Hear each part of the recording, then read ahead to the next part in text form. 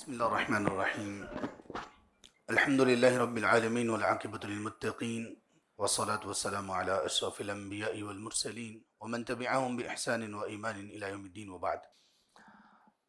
ہمارے معاشرے میں جو انتہائی مہلک بیماریاں ہیں، ایسی بیماریاں کہ جن کی جب تشخیص ہوتی ہے، جب وہ ڈائگنوس ہوتی ہیں تو اس کے بعد ان کی ریکوری بڑی مشکل ہوتی ہے. ان میں سے ایک بیماری ہے کینسر.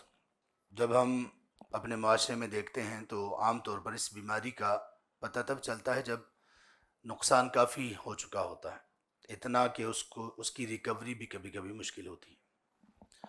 بالکل اسی طرح سے کچھ روحانی اور ایمانی بیماریاں ایسی ہیں کہ وہ انسان کے اندر ہی اندر پنپتی رہتی ہیں. کچھ روحانی اور ایمانی بیماریاں بھی ایسی ہوتی ہیں کہ جو انسان کے اندر ہی اندر بڑھتی رہتی ہیں، انسان کو اندر ہی اندر سے ایمان کے اعتبار سے اور اس کی روح کو اسی طرح سے کھوکھلا کرتی رہتی ہیں جیسے کینسر اس کو کھوکھلا کرتا ہے، اور جب اس کو پتہ چلتا ہے تو کبھی کبھی بہت دیر ہو چکی ہوتی ہے. ان بیماریوں میں سے ایک بیماری کا آج ہم نے ذکر سنا ہے، اس پر تھوڑی سی بات کرتے ہیں.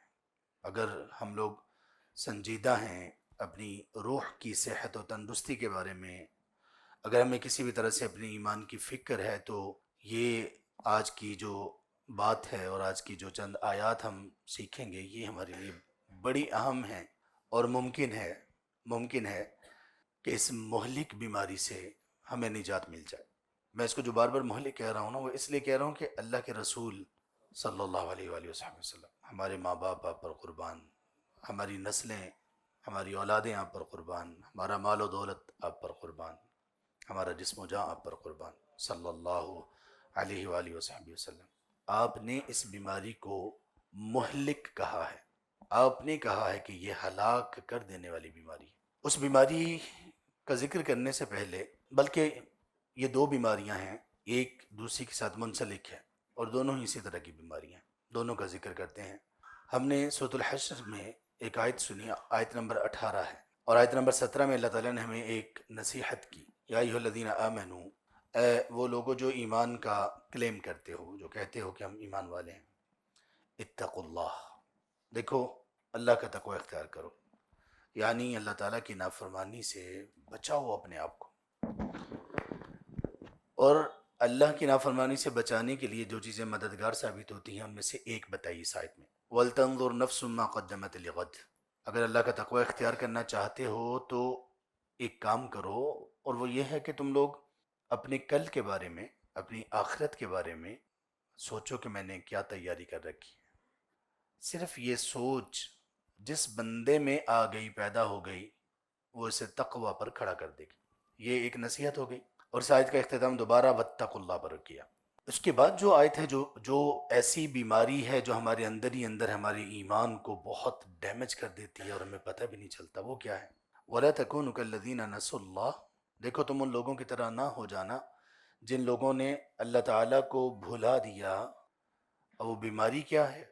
وہ اللہ تبارک و تعالیٰ کو بھلانے کا وبال کیا ہے؟ فَأَنْسَاهُمْ أَنفُسَهُمْ. اللہ تعالیٰ نے ان کے نفس ہی ان کو بھلا دیے، ان کا اپنا آپ ہی ان کو بھلا دیا. جانتے ہیں یہ کتنی خطرناک بیماری ہے؟ اب اندازہ کریں کہ بندے کے جسم میں، اس کی روح میں ایک بیماری ہو، بڑھ رہی ہو، بندے کو پتہ ہی نہ ہو.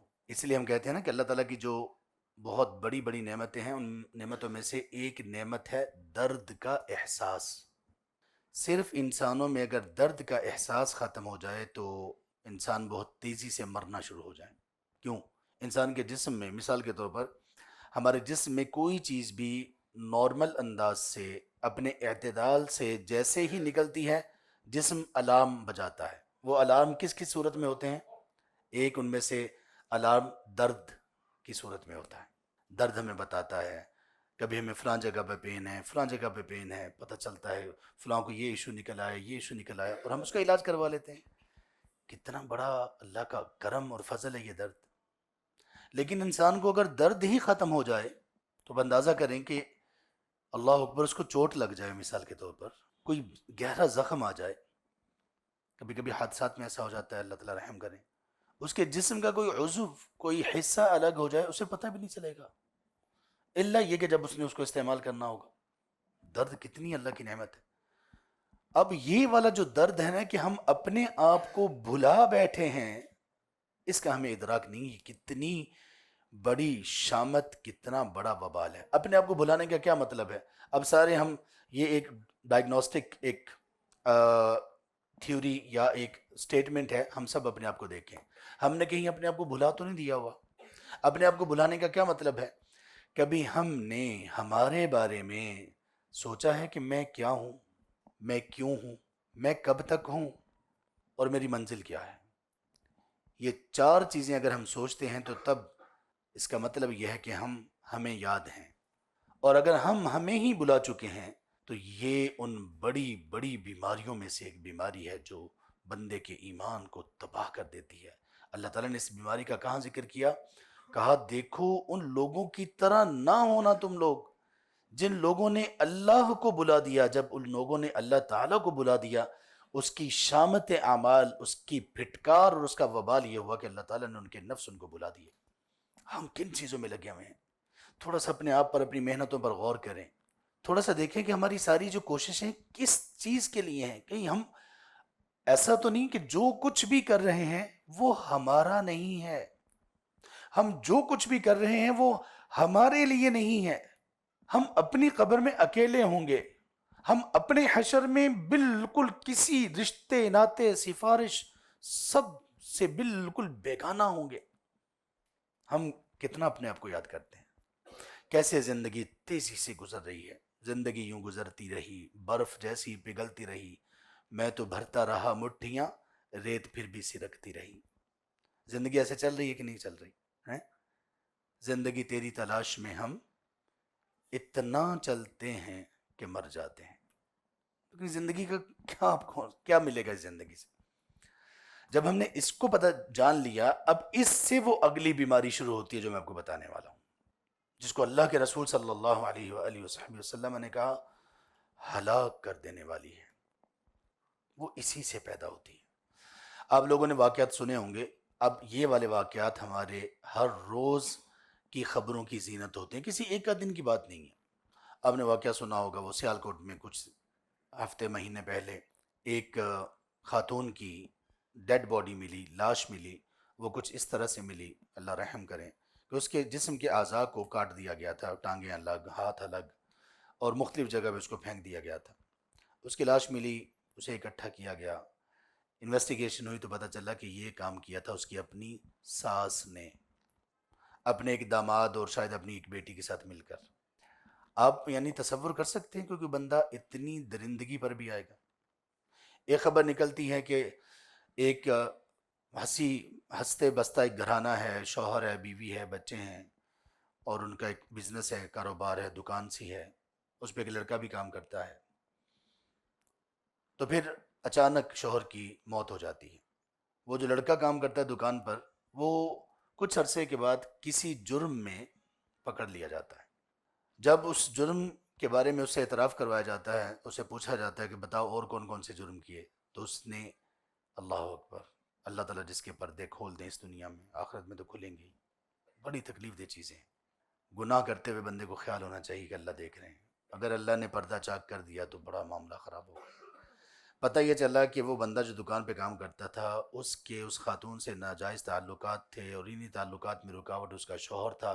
اس خاتون نے اپنے اس آشنا اور اپنے ایک بھائی کے ساتھ مل کر اپنے ہی شوہر کو قتل کر دیا تاکہ دکان وغیرہ سے مل جائے. 2 واقعات ہو گئے. تیسرا واقعہ، اور اس طرح کے بے شمار واقعات ہیں. آپ نے سنا ہوگا کہ فلاں نے، بیٹے نے باپ کو قتل کر دیا، زہر دے دیا، باپ نے فلاں کو قتل کر دیا. آپ نے سنا ہوگا کہ عدالتوں میں مقدمات چل رہے ہیں بہت لمبے چوڑے. ایک بندے کو پتہ ہے کہ میرا حق نہیں ہے، اس کے باوجود وہ مقدمہ لڑ رہا ہے، باطل کے اوپر وہ مقدمہ لڑ رہا ہے. آپ نے سنا ہوگا مساجد میں رہنے والے لوگ، دینی اداروں سے تعلق رکھنے والے لوگ، دینی تنظیموں اور جماعتوں کے بڑے بڑے لوگ آپس میں ایک دوسری جماعتوں کے ساتھ وہ اخلاقیات، تقوی، ویلیوز، اخلاقی اقدار سب کو کراس کر لیتے ہیں. عام ہے. ان ساری چیزوں کے پیچھے ایک ہی چیز ہے. یہاں تک کہ کچھ لوگ اپنا ایمان بیچ دیتے ہیں، کچھ لوگ اپنی حیا بیچ دیتے ہیں، کچھ لوگ اپنا جسم بیچ دیتے ہیں، کچھ لوگ شیطان کے پجاری بن جاتے ہیں، کچھ لوگ شہوت کی ساری حدیں کراس کر دیتے ہیں۔ ان سب کے پیچھے ایک بیماری ہے، اس بیماری کا نام ہے، اور اس بیماری کا ذکر اللہ تعالیٰ نے آج کی جو تلاوت ہم نے سنی اس میں 2 مرتبہ کیا ہے، اور اس طرح سے کیا ہے کہ اللہ تعالیٰ نے فرمایا کہ اگر تم اس بیماری سے بچ گئے، جو لوگ اس بیماری سے بچ گئے وہ لوگ کامیاب ہیں، گارنٹیڈ، پکی بات اللہ تعالیٰ نے بتا دی کہ وہ کامیاب ہیں۔ کون سی بیماری ہے وہ؟ الشح۔ الشح، شح کیا چیز ہے؟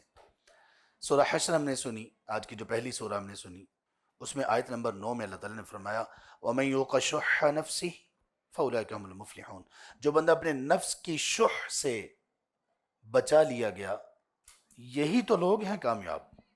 اور یہی سیم ورڈز، یہی الفاظ اللہ سبحانہ وتعالیٰ نے بیان فرمائے سورۃ تغابن میں، جو آج ہم نے آخری سورہ سنی، آخری رکعت میں، آیت نمبر 16 میں، اس میں بھی یہی الفاظ ہیں۔ لمبی آیت ہے، ڈسکس کرتے ہیں۔ وَمَن يُوقَ شُحَّ نَفْسِهِ فَأُولَٰئِكَ هُمُ الْمُفْلِحُونَ، جو بندہ اپنے نفس کی شح سے بچا لیا گیا یہی تو کامیاب لوگ ہیں۔ اللہ اکبر۔ اللہ تعالیٰ نے شح کا ذکر اس کے علاوہ قرآن کریم میں 2 جگہ پر اور کیا۔ ایک کیا سورۃ النساء میں، اس جگہ پر جب شوہر بیوی کے درمیان میں اتنے اختلافات ہو جائیں کہ ایک آئیڈیل زندگی کی کوئی صورت ہی باقی نہ رہے، اس میں کہا گیا کہ چلو آپس میں صلح کر لو، آپس میں کسی چیز پر راضی ہو جاؤ، کوئی ان دونوں میں سے کوئی ایک اپنا حق تھوڑا بہت چھوڑ دے، دوسرا کچھ درگزر کرے، معاملہ چلاؤ۔ اگر آئیڈیل زندگی، آئیڈیل اگر تعلقات نہیں قائم ہو پا رہے، بہتر زندگی نہیں، تو کسی حد تک تو چلو نا۔ وہاں پہ اللہ تعالیٰ نے فرمایا وَأُحْضِرَتِ الْأَنفُسُ الشُّحَّ، سورہ نساء کی آیت نمبر 128 ہے۔ وَأُحْضِرَتِ الْأَنفُسُ الشُّحَّ، بندوں کے نفسوں میں یہ شح پائی جاتی ہے۔ اور چوتھی جگہ پہ جہاں پہ اللہ تعالیٰ نے ذکر کیا وہ سورۃ الاحزاب کی آیت نمبر 17 ہے، اور وہاں پہ اللہ تعالیٰ نے اس شح کو منافقین کی علامت کے طور پر ذکر کیا، اشحۃ علیکم، اشحۃ علی الخیر، یہ لوگ انتہائی شحی ہیں، اس انتہائی شح ہے ان میں، آپ کے بارے میں، صحابہ رضی اللہ عنہ کے بارے میں، اور یہ انتہائی زیادہ شح رکھتے ہیں مال و دولت پر۔ اب یہ سمجھتے ہیں کہ شح ہے کیا؟ اب میں آپ کو بتاتا ہوں اس کی ڈیفینیشن کیا ہے، یہ کون سی بیماری ہے۔ اللہ کے رسول صلی اللہ علیہ وسلم نے فرمایا، سلسلہ حدیث صحیحہ میں، طبرانی وغیرہ میں حدیث ہے، آپ نے فرمایا ثلاث مہلکات، 3 چیزیں ہلاک کر دینے والی ہیں، ان میں سے ایک کہا شح مطاع، ایسی شح کہ بندہ جس کا غلام بن جائے۔ صحیح مسلم میں حدیث ہے، آپ علیہ السلام نے فرمایا ایاکم والشح، تم لوگ شح سے بچا لو اپنے آپ کو، فَإِنَّهُ أَهْلَكَ مَنْ كَانَ قَبْلَكُمْ، تم سے پہلے لوگوں کو، امتوں کو بھی اسی نے ہلاک اور برباد کر دیا۔ امرہم ان سفکوا دماءہم واستحلوا محارمہم، اسی شح کی وجہ سے انہوں نے ایک دوسرے کے خون بہائے اور اس کو جائز سمجھا، اور اسی شح کی وجہ سے انہوں نے اللہ تعالیٰ کی حرام چیزیں اور لوگوں کی عزتوں کو پامال کرنا اپنے لیے حلال سمجھ لیا۔ ایک سنن ابی داؤد وغیرہ میں حدیث ہے، اس میں آپ صلی اللہ علیہ وسلم نے فرمایا شح سے بچ جاؤ۔ اس نے پچھلے لوگوں کو حکم دیا، یعنی اس شح نے لوگوں کو اس پر ابھارا، قطع رحمی بھی لوگوں نے کی، رشتہ داریاں توڑی، قتل و غارت گری کی، عزتوں کو پامال کیا۔ اب یہ تھوڑا سا نقشہ ہمارے سامنے آ گیا نا کہ یہ کون سی ایسی چیز ہے۔ اللہ تعالیٰ کہہ رہے ہیں کہ اگر اس سے بچ جاؤ گے تو کامیاب ہو جاؤ گے۔ رسول کریم صلی اللہ علیہ وآلہ وصحبہ وسلم فرما رہے ہیں کہ اگر یہ تم میں پائی گئی تو برباد ہو جاؤ گے۔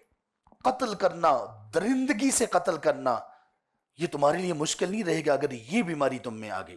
اخلاق، ویلیوز، حیا، آپ سوچ سکتے ہیں کہ مطلب ایک ہنستا بستا گھرانہ، ایک بندے کی اولاد ہو، اس کے بیوی بچے ہوں، وہ خائن ہو، ایک بیوی ہو، اس کا گھرانہ ہو، اس کے والدین ہوں، پورا خاندان ہو، اس کے بچے ہوں، اور وہ خائن بن جائے، خائن، اور صرف خائن ہی نہیں بلکہ اس سے آگے بڑھ کر قاتل بن جائے۔ اور کس کو قتل کرے؟ وہ کہ جس کا سب سے بڑھ کر اس پر حق ہے، والدین سے بھی بڑھ کر۔ سمجھ سکتے ہیں کیسے ہو جاتا ہے یہ؟ یعنی اتنی درندگی کے لیے بھی کچھ نہ کچھ تو چاہیے نا بندے کو. کیسے آ جاتی شح؟ شح کیا چیز ہے؟ شح ہے تنگ دلی، بخل، کنجوسی، حرص کی انتہا، اس کو کہتے ہیں شح. آپ بہت ساری احادیث میں دیکھیں گے مومن کو کہا گیا مومن بخیل نہیں ہو سکتا، مومن کنجوس نہیں ہو سکتا. مومن اور کنجوس، کنجوسی دل کو تنگ کرتی ہے. یہ صرف مال خرچ کرنے میں نہیں ہوتی ہے. شح کا مطلب یہ ہے کہ بندے پر جو چیز کرنا لازم ہو، بندے پر جو خرچ کرنا ضروری ہو، وہ پیسہ خرچ کرنا ہو یا دوسروں کے جو حقوق اس کے ذمے عائد ہوتے ہیں، بندہ یہ نہ کرے اور اپنے حقوق کا مطالبہ کرتا رہے. ہمیں بھی ہمارے معاشرے میں اسی چیز پر گائیڈ کیا جا رہا ہے. نہیں، اپنے حق کے لیے نکلو، اپنے حق کے لیے آواز اٹھاؤ. ہاں بھائی، اپنے حق کے لیے آپ کوشش کر سکتے ہو اس کو پانے کے لیے، لیکن اسلام کی تربیت یہ ہے کہ اپنے حق کے لیے آواز اٹھانے سے زیادہ، بلکہ 90% زیادہ آپ کو جس چیز پر ہمیں جس سے پر توجہ دینی چاہیے وہ یہ کہ دوسروں کے حقوق کو میں کس حد تک پورا کر رہا ہوں.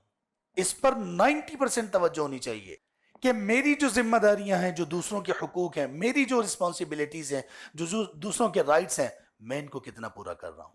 لیکن جب ہم اسی پہ رہتے ہیں، نہیں میرا حق میرا حق میرا حق، چھین کے لیں گے، ہم یہ کر دیں گے وہ کر دیں گے، اور آپس کے لڑائی اور جھگڑے، اس میں بندہ اپنی ذمہ داریوں کو دفن کر دیتا ہے. اور اسی سے پھر یہ شح، بخل، کنجوسی، تنگ دلی، کمظرفی اور یہ ساری چیزیں پیدا ہوتی ہیں، اور بندہ پھر بڑے بڑے گناہ کر لیتا ہے، بڑے بڑے گناہ کر لیتا ہے. اللہ اکبر. زیادہ تر یہ جو چیز بخیلی کی انتہا آتی ہے مال کی وجہ سے آتی ہے. پھر کچھ اخلاق، کچھ لوگوں کے جو اخلاق میں، خاص طور پر دینداروں کے اخلاق میں یہ جو تنگی آ جاتی ہے نا، واللہ یہ شح ہے. آپ کسی کو برداشت ہی نہیں کر رہے ہو، آپ اپنے موقف کے علاوہ کوئی دوسرا موقف سننے کے لیے تیار نہیں ہو. یار کون سے دیندار ہو آپ؟ کس دین نے آپ کو یہ سکھایا ہے؟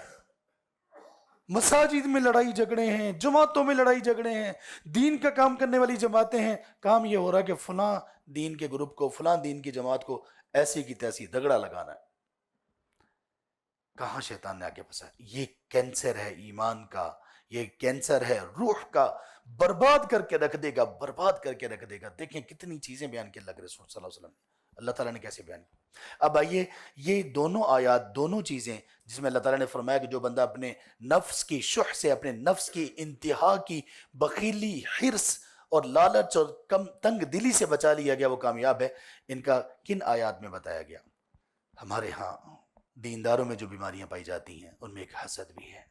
ہم کسی کی عزت کو، کسی کے زیادہ مقام و مرتبہ کو برداشت نہیں کر پاتے. کیسی عجیب بات ہے، دینداری تو آپ کو وسعت دیتا ہے نا. آئیے ان دینداروں کے بارے میں بات کریں جن کو اللہ تبارک و تعالیٰ نے رول ماڈل کے طور پر پیش کیا. منافقین سے کہا فَإِنْ آمَنُوا بِمِثْلِ مَا آمَنْتُمْ بِهِ، منافقین سے کہا آمنوا کما آمن الناس، ایسے ایمان لے کر آؤ جیسے یہ لوگ ایمان لے کر آئے. صحابہ کی جماعت، یہ ان کا ذکر ہے. اور صحابہ کی جماعت میں جو نمایاں دو گروہ تھے، ایک مہاجرین ایک انصار، یہ انصار کا ذکر ہے. سورۃ الحشر آیت نمبر 9. اللہ تعالیٰ نے کیا فرمایا؟ کچھ سچے لوگوں کا ذکر کیا. اولئک هم الصادقون کہا. وہ سچے لوگ کون سے ہیں؟ جو اپنے ایمان کی گواہی میں سچے ہیں، کلمہ پڑھنے میں سچے ہیں، اپنے آپ کو مسلمان ڈکلیئر کرنے میں سچے ہیں، اپنے ایمان میں سچے ہیں. والذین تبوؤا الدار والایمان من قبلہم، وہ لوگ جنہوں نے ایمان کو قبول کر لیا، ایمان ان کے دلوں میں گھر کر گیا، اپنے ایمان کے اوپر ان کی پاپولیشن ہے، مدینہ کی بات ہو رہی ہے. یحبون من ہاجر الیہم، ان لوگوں کو محبت ہے ان لوگوں سے جو ہجرت کر کے اپنے گھر بار کو چھوڑ کر ان کے پاس مدینہ میں آتے ہیں. ان کو ان سے محبت ہے. حالانکہ یہ کوئی معمولی چیز نہیں ہے ان کو سیٹ کرنا. مہاجرین آئے ہیں، ان کو شیلٹر فراہم کرنا، کھانا فراہم کرنا، یہ کوئی معمولی چیز نہیں ہے. کسی بندے کو سیٹل کرنا اپنے ساتھ، اپنی جگہ پر، اپنی زمینوں میں، اپنے گھروں میں، اپنا مال ان کو دینا، یہ کوئی معمولی بات ہے. انصار کی اللہ تعالیٰ نے تعریف کی کہ یہ وہ انصار ہیں جب کوئی ہجرت کر کے ان کی طرف آتا ہے تو یہ کم ظرفی نہیں پیش کرتے، تنگ دلی، تنگ نظری سے کام نہیں لیتے، ان کو ویلکم کرتے ہیں. یحبون، ان سے محبت کرتے ہیں. وَيُؤْثِرُونَ عَلَىٰ أَنفُسِهِمْ وَلَوْ كَانَ بِهِمْ خَصَاصَةٌ. اللہ اکبر. یہ صفت واللہ تلاش کرو گے تو نہیں ملے گی. کاش اللہ تعالیٰ ہمیں یہ پیدا کر دے. وہ تنگی، اپنے آپ پر تنگی کر لیتے ہیں، اپنے بھائیوں کو فراخی دیتے ہیں. یہ تب آیات نازل ہوئی جب انصار نے وہ کر کے دکھایا کہ جو دنیا میں مثال بن گئی. نبی مکرم صلی اللہ علیہ وآلہ وسلم نے صرف یہ کہا تھا یہ آپ کے بھائی ہیں، صرف یہ کہا تھا، اتنی سی بات. وہ سمجھ گئے کہ بھائی کا کیا مطلب ہوتا ہے، دین کے رشتے میں بھائی کا کیا مطلب ہے، وہ سمجھ گئے. انہوں نے کیا کیا، اپنے مہاجر بھائی کو، ہر بندے نے اپنے اپنا مہاجر بھائی، اپنی اپنی ایک ایک فیملی مہاجرین کی وہ انہوں نے لے لی. اگر مرد حضرات تھے، ایک مرد کی ان کے ساتھ مواخات اور بھائی چارہ اور وہ قائم کر دیا گیا. اس نے پھر انصاری نے کیا کیا، اس نے کہا کہ میرا آدھا مال تمہارا ہے، میری آدھی زمینیں تمہاری ہیں، میری آدھی فصلیں تمہاری ہیں، میرے آدھے باغات تمہارے ہیں. کچھ نے تو یہاں تک کہا کہ میری ایک سے زیادہ بیویاں ہیں، میں طلاق کچھ کو دے دیتا ہوں، تم شادی کر لو. دیکھیں کہ بھی ایسے لوگ یحبون من ہاجر الیہم ولا یجدون فی صدورہم حاجۃ مما اوتوا. جب ان کو مال ملتا ہے، مہاجرین کو مال ملتا ہے تو ان کے دلوں میں تنگی نہیں پیدا ہوتی. ایک صفت یہ بھی بیان کی، جب ان کو مال ملتا ہے ان کے دلوں میں تنگی نہیں پیدا ہوتی کہ ہم نے اتنا کچھ کیا، قربانیاں دی، اور جب یہ مال غنیمت یا کچھ آ رہا ہے ان کو زیادہ دیا جا رہا ہے. نہیں، کوئی تنگی نہیں ہے. ہمارے بھائیوں کو نوازا جا رہا ہے، ہمیں کوئی تنگی نہیں. ہمیں ایک چیز کی ضرورت بھی ہے، ہمیں نہیں مل رہی، ہمارے بھائی کو مل گئی، ہمیں تنگی نہیں ہوگی. ہم میں اگر شح نہیں ہے، اگر شح ہے، ہمیں اندر ہی اندر کڑن ہوگی، یار اس کو اتنا کچھ کیوں مل گیا، اتنا مقام و مرتبہ اس کو کیوں مل گیا، مجھے نہیں ملا. میں اتنی دیر سے دین کا کام کر رہا ہوں، میں اتنی دیر سے دعوت میں ہوں، مجھے اتنی عزت تکریم نہیں ملی، اس کو چند دنوں میں، تھوڑے ہی وقت میں اتنا کچھ مل گیا. برباد کر لیتا ہے بندہ، اپنے آپ کو کھوکھلا کر دیتا ہے. وَلَا يَجِدُونَ فِي صُدُورِهِمْ حَاجَةً مِّمَّا أُوتُوا وَيُؤْثِرُونَ عَلَىٰ أَنفُسِهِمْ. یہ تو ایک قدم آگے بڑھ کر تنگی میں بھی ان کو ترجیح دیتے ہیں. کہتے ہیں اس آیت کے نزول کا ایک سبب یہ بھی ہے کہ ایک انصاری کے گھر میں مہمان آ گئے، گھر تو لے آئے لیکن پتہ چلا کہ کھانا صرف ان کے اپنے گھر والوں کے لیے اور بچوں کے لیے اور کسی کے لیے نہیں ہے. کہا کھانا جب شروع کریں گے تو چراغ گل کر دینا، اپنی بیگم سے کہا، اور ہم کھانا کھانے کا ہم ناٹک کریں گے اور ہم منہ سے آواز نکالیں گے جیسے کہ کھانا کھا رہے ہوں، اور ہمارا کھانا یہ مہمان کھا لیں گے. اللہ اکبر. اس کو کہتے ہیں جو بندے شح اور بخیلی سے نجات پا لیتے ہیں، کہتے ہیں اس پر یہ آیت نازل ہوئی. یؤثرون علی انفسہم ولو کان بہم خصاصہ. اگر خود نہ کھاتے تو کیا کرتے، انہوں نے اپنے آپ کو مشکل میں ڈال لیا، مہمان کو کھلایا. پھر اللہ نے فرمایا وَمَن يُوقَ شُحَّ نَفْسِهِ فَأُولَٰئِكَ هُمُ الْمُفْلِحُونَ. جو بندہ اپنے نفس کی انتہا بخیلی اور شح سے بچا لیے گیا وہ کامیاب ہیں. یہ انصار کامیاب ترین مومن تھے. یہ ہے سینیریو. یہاں پہ کس کو شح کہا گیا؟ حسد کو، تنگ دلی کو، کم ظرفی کو، گھٹن کو، اپنے بھائیوں سے، اپنے مسلمانوں سے گھٹن کو کہا گیا. یہ اور دوسری جگہ پر سورہ تغابن میں کس کو کہا گیا؟ آیت نمبر 16 میں اللہ تعالیٰ نے یہ فرمایا کہ تم جو بھی اپنے نفس کی شح سے، بخیلی سے بچا لی گیا وہ کامیاب ہے. یہ دیکھیے ذرا آیت کیا ہے. فَاتَّقُوا اللَّهَ مَا اسْتَطَعْتُمْ وَاسْمَعُوا وَأَطِيعُوا وَأَنفِقُوا خَيْرًا لِأَنفُسِكُمْ. جتنا تم اللہ تعالیٰ سے ڈرنے کی طاقت رکھتے ہو ڈرتے رہو، بات سنا کرو اللہ تعالیٰ کی، بات مانا کرو اللہ تعالیٰ کی، اللہ کے رسول صلی اللہ علیہ وسلم کی.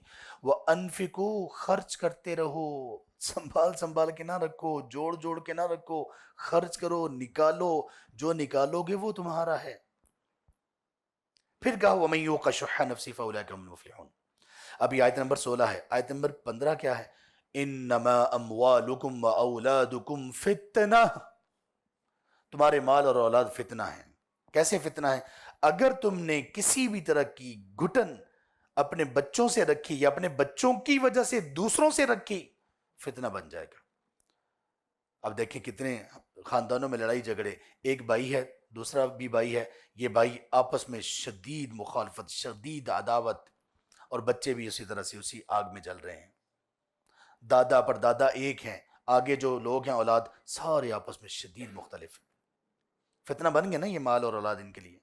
مال ہے، مال جس کو ملا، وراثت کا مال بھائیوں کو ملا، ماں کو مل گیا، یا کچھ جگہوں پر بہنوں کو ملا، انہوں نے دوسروں کو ہوا ہی نہیں لگنے دی، دور رکھا. بیچارے دوسرے قرب میں، کرب میں، فقر و فاقہ میں دنیا سے گزر گئے، انہوں نے پھر بھی مال نہیں ان کو دیا. شح. یہ آیت نمبر 15 ہے، اس سے ایک آیت پہلے. اور اس کے بعد کون سی آیت ہے؟ ہم کیسے بخیلی کو، انتہا کی بخیلی کو اور شح کو اپنے آپ سے کیسے دور کر سکتے ہیں؟ اللہ تعالیٰ نے جہاں بھی یہ کہا کہ جو بندہ اپنے نفس کی شح اور انتہا بخیلی سے بچا لیا گیا وہ کامیاب ہے. اس کے بعد کہا ان تقرضوا اللہ قرضا حسنا یضاعفہ لکم، اگر تم اللہ کی راہ میں خرچ کرو، اور اللہ کی راہ میں خرچ کرنے کو اللہ تعالیٰ نے قرض کہا، اگر تم یہ قرض اللہ کو دو، اللہ تمہیں بہت زیادہ دے گا. جو بہت زیادہ دے گا وہ کیا ہوگا؟ وہ مال کی صورت میں ہوگا، مال کی برکت کی صورت میں ہوگا، اور سب سے بڑی چیز اس بیماری، اس ایمان اور روح کے کینسر سے نجات کی صورت میں اللہ تمہیں دیں گے. کتنا دیں گے؟ بہت زیادہ دیں گے. بہت اللہ تعالیٰ کشادگی تمہیں دیں گے. میرے بھائی اور بہنوں، خاص طور پہ ہمارے طالب علم بھائی، میں واللہ آپ کی منت سماجت کرتا ہوں، دلوں کو کھلا کر لیں، بخیلی نہ کریں. کوئی امام مسجد ہے، کوئی بندہ خطیب ہے، کوئی بندہ قاری ہے، کچھ بھی ہے، اپنی حیثیت کے مطابق خرچ کرو، خرچ کرو، روکو نہیں. اور صرف مال ہی نہیں خرچ کرو، مسکراہٹیں بھی خرچ کرو، خیر خواہی خرچ کرو. کبھی اپنے آپ کو تنگی میں ڈال کر بھی کسی کو آسانی دو. اگر یہ نہیں کر سکتے، چلو اپنے آپ کو آسانی میں رکھ کر ہی کسی کو آسانی دے دو. وسعتیں پیدا کرو، لوگوں کے عذر تلاش کرو ان کے گناہوں پر، خیر کے کاموں میں ایک دوسرے کا تعاون کرو.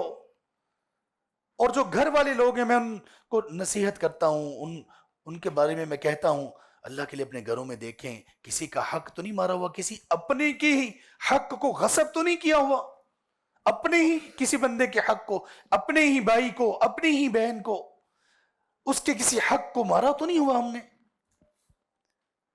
کہیں ہماری آپس کی ایسی ناراضگیاں تو نہیں ہیں جو انتہائی تنگ دلی سے سامنے آتی ہیں.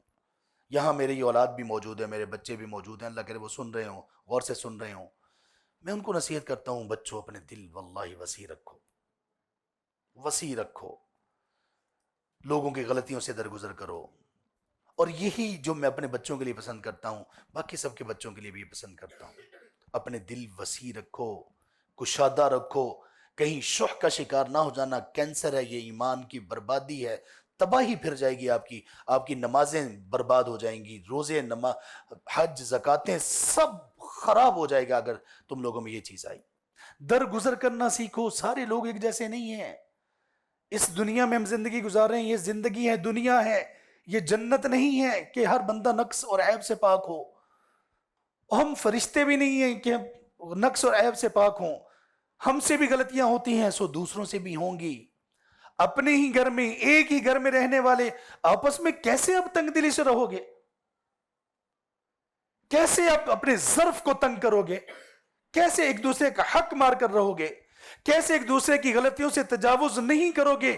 ایک گھروں میں رہنا مشکل ہو جائے گا. تمہارے گھروں میں تنگی آئے گی، فقر و فاقہ آئے گا. تمہارے گھر کھلے ہونے کے باوجود تنگ ہو جائیں گے تم پر. کبھی ایسا نہ کرنا. میں آپ لوگوں کو نصیحت کرتا ہوں، کھلے دل کے مالک بن جاؤ. کام کرنے والے لوگ، محنت مزدوری کرنے والے لوگ، کوئی کسی بھی مقام و مرتبہ پر ہے، دل کھلے کرو. شح سے، بخل سے، تنگی سے، کم ظرفی سے، کم دلی سے اپنے آپ کو بچاؤ، نکالو اس سے.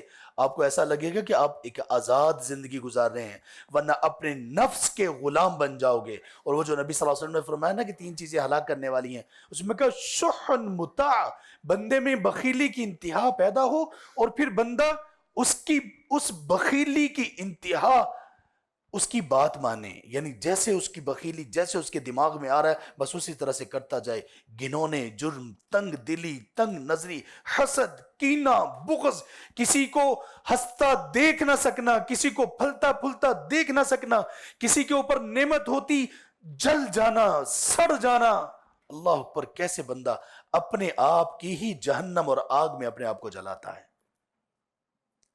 حسد شح کی وجہ سے پیدا ہوتا ہے، بخل شح کی وجہ سے پیدا ہوتا ہے، کم ظرفی، تنگ دلی شح کی وجہ سے پیدا ہوتی ہے. اللہ کے لیے جان چھڑاؤ اپنی. چھوٹی چھوٹی باتوں کے اوپر یہ تنگ سی ذہنیت، بچ جاؤ. کم از کم دیندار لوگ تو بچیں. دین کو قبول کرو، اسلام کو قبول کرو، دلوں میں جانے تو وسعت آئے گی بھائی. دلوں تک اس کو لے کر جاؤ. اللہ تعالیٰ سے بڑی فراخی مانگو، دل کی فراخی مانگو، مال کی فراخی مانگو، خرچ کرنے میں فراخی مانگو. آپ فراخ دل ہو جاؤ گے.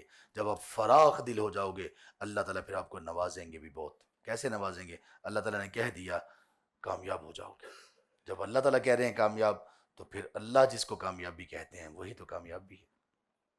اللہ تعالیٰ ہمیں توفیق دے دیں، اللہ تعالیٰ ہماری سن لیں، اللہ تعالیٰ ہمیں ہمارے دلوں کے سینوں کے کینے سے، بغض سے، حسد سے، نفاق سے نجات دے دیں.